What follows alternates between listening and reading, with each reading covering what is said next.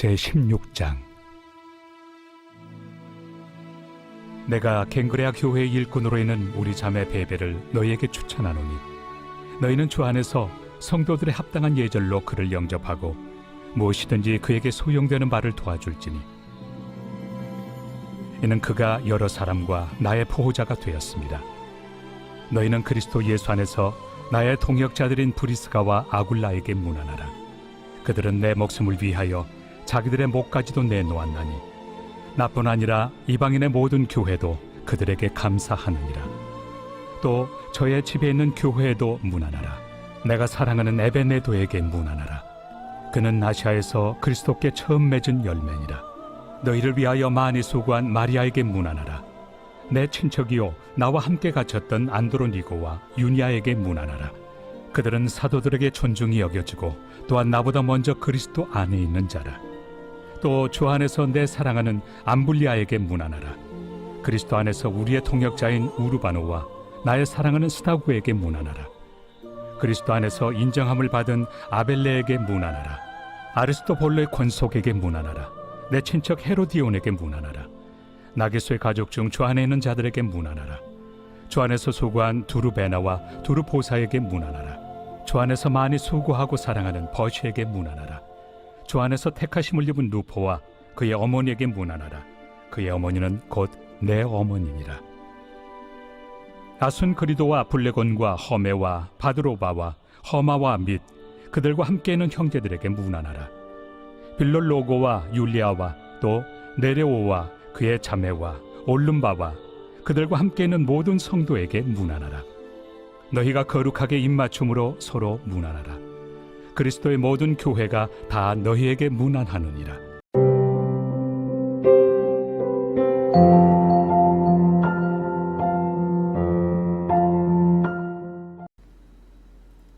샬롬, 여러분 반갑습니다. 오늘도 큐티로 여는 기막힌 하루입니다. 이 시간 우리에게 허락하신 본문은 로마서 16장 1절부터 16절까지의 말씀과 서로 문안하라는 제목을 주셨습니다. 드디어 로마서의 마침표가 있는 16장으로 왔습니다. 사도 바울은 로마서를 마무리하면서 서로 문안할 것을 당부합니다. 하나님께서는 바울 서신을 통해 공동체를 이루고 있는 우리가 서로 문안하며 그 문안을 통해 서로 안부를 곰곰이하고 그 문안을 통해 서로의 일상을 나눔으로써 건강한 문안을 서로 나누기를 원하십니다. 첫 번째로 서로 문안할 때는 보호자가 되어 문안하라고 하십니다. 로마서에서는 26명의 인물들이 음으로든 양으로든 바울의 전도 사역에 지대한 영향을 주었던 자들이 소개되고 있습니다. 바울이 바울 되도록 힘쓰고 애쓴 사람들이 등장하는데요. 본문에서는 제일 먼저 베베라고 하는 여집사를 소개합니다. 사도 바울은 베베를 일컬어 갱기리아 교회의 일꾼이라고 하고 더 나아가 우리 자매 베베라고 하면서 그녀가 얼마나 신실한 자인지 그리고 그녀가 얼마나 바울과 교회에게 있어서 친근하고 친밀한 사람인지를 아끼지 않고 소개를 하고 있습니다. 바울은 우리 자매 베베라는 여성 사역자를 추천합니다. 바울이 추천하기까지 베베는 교회의 일꾼이었습니다. 본문에서 일꾼은 디아코노스라고 집사라는 뜻이 있습니다. 그녀는 갱그리아 교회가 임명한 일꾼이었음이 틀림없습니다. 이 당시에는 여성들이 무시당하고 일하기 힘든 시대였음에도 불구하고 갱그리아 교회에서 베베는 일꾼으로 인정받았고 어딜 가든지 쓰임받을 사람이라는 것을 바울은 전혀 의심하지 않았기 때문입니다. 최대 강국 로마 교회 성도들에게 제일 먼저 추천한 사람이 여성 베베라는 것을 참으로 대단한 것이 아닐 수 없습니다. 혹시라도 그들이 무시할까 싶어 합당한 예절로 영접하라고 당부도 아끼지 않았습니다. 그리고 바울은 베베가 자신의 보호자라고 합니다. 보호자, 후원자를 말하지요. 바울이 천막 장사를 하면서 자비량으로 선교를 했지만 혼자서 모든 일을 다 할 수는 없었을 것입니다. 디모데, 누가, 그리고 아리스토가처럼 같이 일하는 사람들이 있었는데 함께 먹고 자는 것만 해도 정말 비용이 만만치 않았을 것입니다. 그래서 베베와 같은 후원자를 하나님께서는 붙여주셔서 2000년 동안 하나님의 교회가 이어지도록 하신 섭리가 있는 것입니다. 베베는 우리가 지금 묵상하고 있는 로마서를 로마 교회에 전달한 집사이기도 합니다. 성품이 온순하고 물질적으로 여유로운 자신의 환경을 자기를 기쁘게 하는 것으로 사용하지 않고 하나님 나라를 위해 사용할 줄 아는 일꾼이었습니다. 바울이 어렵고 힘든 전도 여행을 할 때마다 베베는 바울의 보호자가 되어 주었습니다. 물질적인 후원과 영적으로도 끊임없이 기도하며 바울의 전도여행 과정마다 세심한 배려의 손길을 아끼지 않음으로써 보호자가 되었습니다. 뿐만 아니라 자신이 할 수 없는 것들은 또 다른 지체의 손길을 통해서도 협력하는, 지혜롭게 사역하는 일꾼이었던 것입니다. 그래서 바울은 베베가 여러 사람과 나의 보호자가 되었다고 하면서 그를 칭찬합니다. 하나님의 일은 절대로 혼자 할 수 없습니다. 많은 지체가 주 안에서 하나 되어 협력하고 조력하고 손과 발이 되어 호흡을 같이 하면서 해야 합니다. 나의 재능이나 조건을 남과 비교하며 따지지 말고 내게 맡기신 역할에 순종하고 내게 주어진 환경으로서 충성하면 이것이야말로 여러 사람 공동체를 지키는 일꾼이 됩니다. 저는 결혼하여 가장 남편에게 원망이 되고 상처가 되었던 것은 저와 두 자녀들을 보호해주지 않는다는 것이었습니다. 경제적인 책임을 져주지 않으니 보호받는다는 생각이 들지 않았습니다.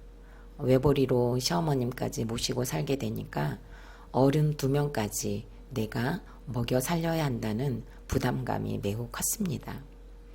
각종 필요 경비들과 생활비, 아이들의 교육비의 부담감이 정말 만만치 않았습니다. 자녀들의 보호자가 되는 것에서는 당연히 이유가 없었지만 시어머니와 놀면서도 빈둥거린다고 생각하는 남편의 보호자도 되어야 한다는 것에서 생색이 많이 올라왔습니다. 더군다나 명절이 되면 혼자서 꼼짝도 못하고 20명 가까이 모이는 시댁 식구들을 맞이하면서도 친정에는 갈 수 없었던 것에도 화가 많이 났었습니다. 이런 저의 감정이 어린 자녀들에게도 그대로 흘러간 것 같습니다. 얼마 전에 딸은 소원이 하나 있는데 아빠가 아침이면 다녀올게 라고 나갔다가 저녁이면 다녀왔다 라고 인사하면서 들어오셨으면 좋겠다고 했는데 이번에 식탁에서 다시 그 이야기를 꺼냈습니다. 이 말을 듣고 있던 아들이 그건 힘들 거야 라고 하면서 이제 아빠 나이가 밖에 나가서 일할 나이가 아니라 일을 하던 분도 집으로 들어올 나이야 라고 하자 너무 속상했습니다. 저녁을 먹고 함께 산책을 하는데 오빠가 하던 말이 기억난다면서 왜 우리 집은 평범하지 않았냐고 눈물을 훔치며 제가 어릴 때 이것을 진짜 힘들어 했나 봐요. 눈물이 나요, 엄마. 내가 눈물이 나네. 내가 진짜 힘들었나 보네. 라는 말을 반복했습니다. 우울증을 앓으며 웬만한 일에는 눈물을 흘리지 않던 딸이 흐르는 눈물을 닦았습니다. 어쩌면 딸도 보호받고 있다는 확신과 신뢰가 분명히 결핍이 되어 지금 이렇게 아파하고 있는 것 같아 미안하고 마음이 너무 아팠습니다. 저에게는 남편의 보호가 없었던 그 시기가 있었기 때문에 남편의 뇌출혈 사건을 기점으로 신랑 대신 예수님을 의지하는 법을 배웠습니다. 저의 신랑이 되어주기를 정말 더 사모하게 되었습니다. 자녀들에게는 아버지의 역할을 하지 못하는 남편이었기 때문에 하나님께서 제 자녀들의 아버지가 되어달라고 유독 간절히 통곡하며 기도하게 되었습니다. 저에게는 남편이 부재였고 자녀들에게는 아버지가 부재가 되었던 그 결핍으로 가장 간절한 기도의 줄을 잡게 하셨고 사모할 것이 무엇인지를 구체적으로 훈련받는 축복의 통로가 되었습니다. 저를 보호해주는 남편이었다면 제가 신랑 대신 예수님을 사모할 이유가 없었을 것이고 자녀들을 보호해주고 함께 양육해주는 아버지였다면 저는 저희 자녀들의 아버지는 하나님이셔야 한다는 기도를 간절히 울면서 하지 못했을 것입니다. 보호받지 못한 육적인 결핍을 선으로 바꾸사 저와 자녀, 저희 가정을 오늘도 보호하시고 또 보호자가 되어주셨다는 것에서 진심으로 감사를 드립니다. 질문합니다. 교회에서 내 섬김이 필요로 하는데 모른 척하고 있지는 않습니까? 내가 가지고 있는 은사 및 환경과 힘으로 나는 섬기고 있습니까? 낭비하고 있습니까? 나의 보호자가 필요한 가족, 지체는 누구입니까? 두 번째로 동역자가 되어 문안하라고 하십니다. 바울이 사울이었을 때 이름의 뜻은 큰 자였습니다. 그 당시 그는 유대의 지도자였고 종교적으로 타의 모범이 되는 열심 당원이었습니다. 그러기에 그는 주변 사람들을 무시하고 독불 장군이었습니다. 하지만 그가 작은 자 바울이 되니 예수 그리스도의 종 하나님의 사도가 되어 곁에 있는 동역자들을 볼 수 있는 눈을 주셨습니다. 바울은 자기 혼자 할 수 있는 것이 없다는 것을 깨닫고 모든 사역을 동역자들과 함께 했습니다. 그는 로마 교회 성도들에게 자신의 동역자들을 인정하며 그들에게 문안하라고 합니다. 바울은 일일이 동역자들의 이름을 불러가며 그들을 아낌없이 기록하고 있습니다. 저는 3절부터 15절까지의 본문을 읽고 정말 읽고 또 읽었습니다. 동역자가 되어 문안한다는 것이 얼마나 아름다운지 정말 새삼 느끼게 하는 말씀이 되었습니다. 바울의 가슴에 새겨진 동역자들의 이름 앞에는 어떻게 동역했는지 그러기에 문안해야 한다는 바울의 사랑이 정말 넘치고 넘치는 것을 봅니다. 내 목숨을 위하여 자기들의 목까지 내놓았기 때문에 바울뿐만 아니라 이방인의 모든 교회도 감사한다는 브리스가와 아굴라 부부의 사역이 소개됩니다. 고린도에서 예수님을 영접하고 로마의 글라우디오 황제 때 모든 유대인들이 추방을 당했잖아요. 이때 이 부부도 추방되어 그 당시 가지고 있던 모든 것을 잃고 쫓겨났습니다. 가진 것을 모두 놓고 쫓겨났기에 망한 부부는 오히려 이것이 축복이 되어 바울의 모든 사역에 동참하면서 바울을 지키기 위해 생명의 위협을 감수한 것으로 추정됩니다. 각자의 환경에서 바울의 사역에 동참하고 힘이 되어 주었습니다. 이 모든 동역자들은 바울과 함께 수고하고 바울과 함께 고난받는 사람들이었습니다. 바울이 멈추면 그들도 멈춘 그 자리에서 필요한 사역을 했고 바울이 전진하면 그들도 전진하면서 그에 따른 사역을 면밀하게 도왔으며 바울이 갇히면 기도하며 필요한 물품을 공급하고 바울의 빈자리를 채우는 것으로 서로의 손과 발이 되어 사역했습니다. 바울은 이들의 이름을 기록하면서 정말 얼마나 마음이 벅찼을까요? 각각 동역자들마다의 쌓인 믿음의 추억들을 기록하면서 너무너무 감사하고 기뻤을 것 같습니다. 바울은 이 기쁨을 혼자만의 기쁨으로 여기지 않고 이렇게 드러냄으로써 앞으로의 로마 교회의 사역에 있어서도 멈추지 않고 나타나야 할 열매이기도 하고 또 모든 교회들에게도 이런 동일한 동역자들이 나타나기를 바라는 바울의 꿈도 보게 됩니다. 그리고 이렇게 일하실 하나님의 열심도 묵상하게 되는 것 같습니다. 작년에 저희 목장은 꼴보기 싫어 목장이었습니다. 목장을 마무리하면서 목원들 한 사람 한 사람을 추억하면서 편지를 썼던 기억이 나 다시 파일을 열어 읽어보았습니다.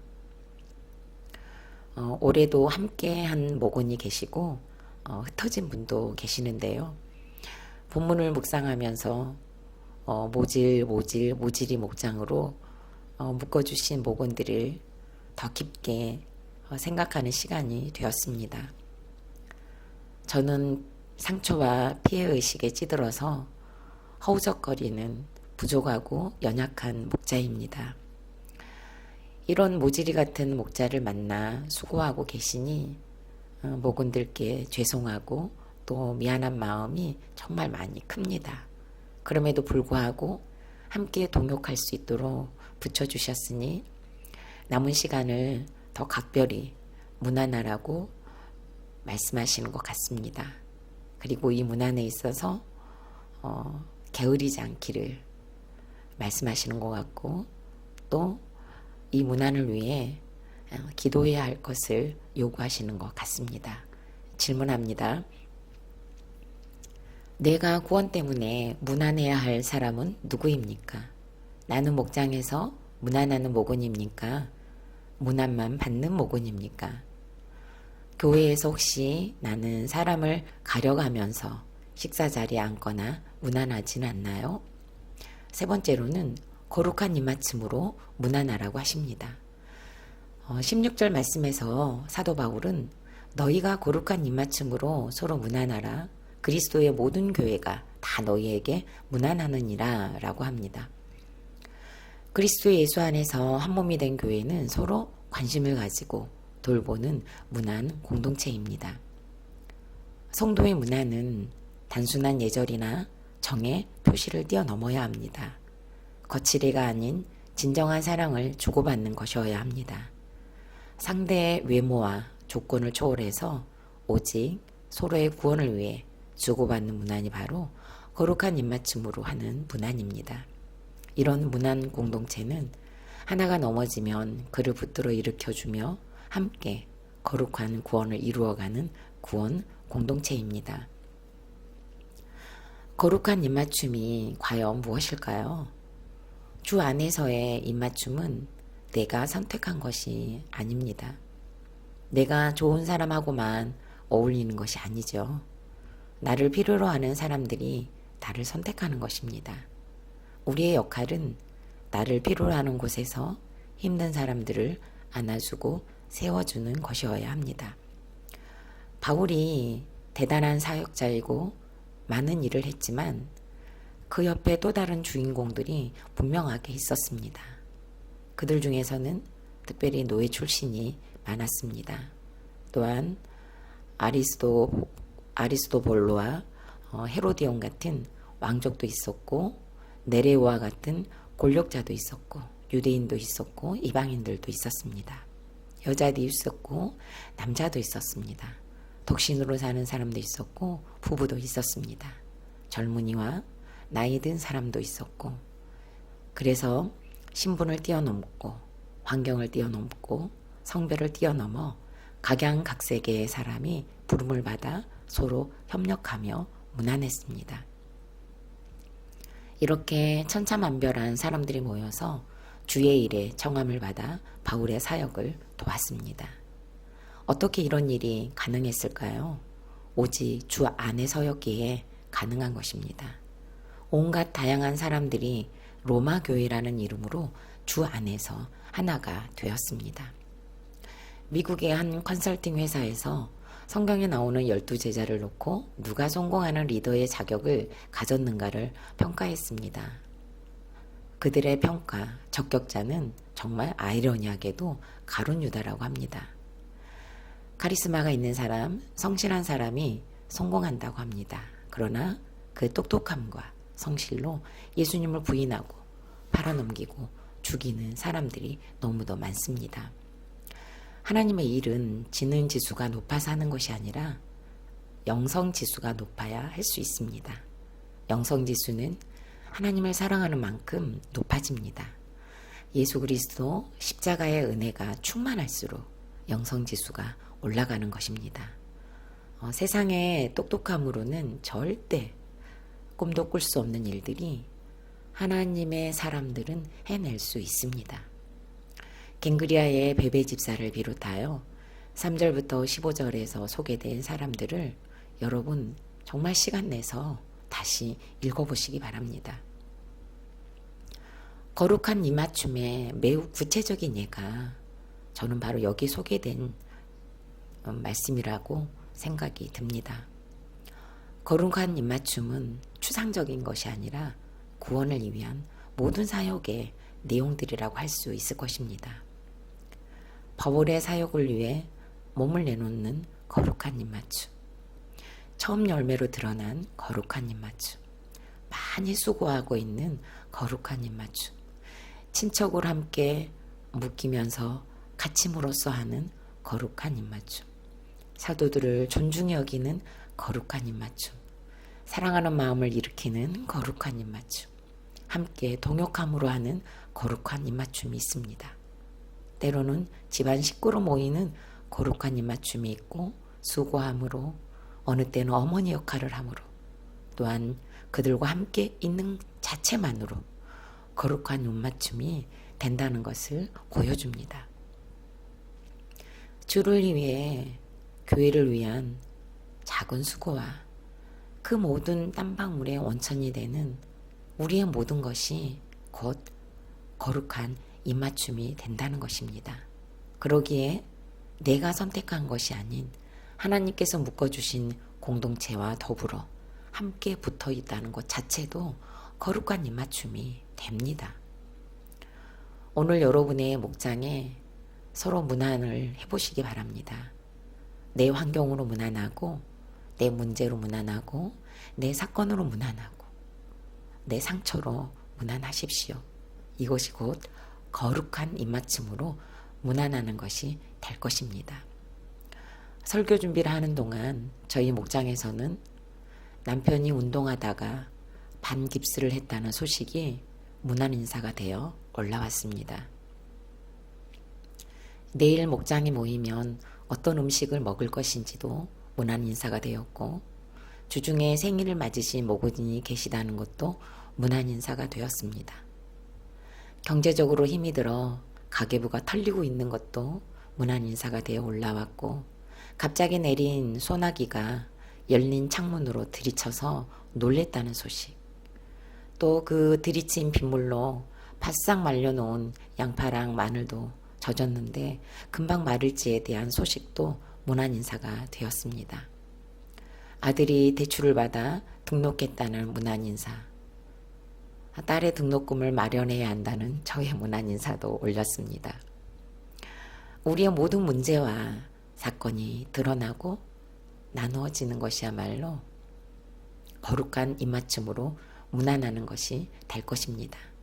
오늘 특별히 모든 목장에서 모든 목원들이 풍성한 문안이 올라오고 나누어지는, 그래서 거룩한 입맞춤이 다양해지고 풍요로워지는 날이 되기를 소망해 봅니다. 질문합니다. 나는 목장에 문안 인사를 하루에 몇 회 정도 하십니까? 목장에 올라온 소식을 눈으로만 봅니까? 댓글로 반응합니까? 지금 내 문제와 사건을 목장의 알림으로 거룩한 입맞춤을 하는 하루가 되시기를 바랍니다. 마지막으로 8월 22일 보석 상자입니다. 엮이는 가정이든 숨기는 가정이든 하나님과의 관계가 바른 한 사람만 있으면 가정은 살아납니다. 아멘. 다 같이 기도드리겠습니다. 결혼하여 남편이 가장의 역할을 해주지 않아 보호받지 못한다고 생각하며 하나님도 남편도 원망하며 힘들어했던 시간이 있었습니다. 구속사의 말씀으로 깨닫고 보니 보호받지 못한 결핍이 있었기에 신랑 대신 예수님을 사모하게 되었음을 깨닫게 되었습니다. 아버지 역할을 해주지 않는 것 같아 하나님께서 자녀들의 아버지가 되어달라고 더 간절히 기도하게 되었으니 보호받지 못한 결핍의 통로가 되어 더 큰 채움과 약재료가 되게 하셨습니다. 공동체로 묶어주셔서 서로 무난하라고 허락하신 말씀을 우리 다시 한번 더 깊게 묵상하며 내 문제와 사건으로 목장에 무난하는 것을 멈추지 않게 하여 주옵소서. 사소한 일상일지라도 목장에 무난하며 서로의 안부를 묻고 가는 무난 공동체로 인도하여 주옵소서. 서로 보호받고 서로 동역하며 거룩한 입맞춤으로 무난하여 그리스도의 모든 교회가 다 무난하는 기쁨을 맛보게 하여 주옵소서. 예수님의 이름으로 기도드립니다. 아멘.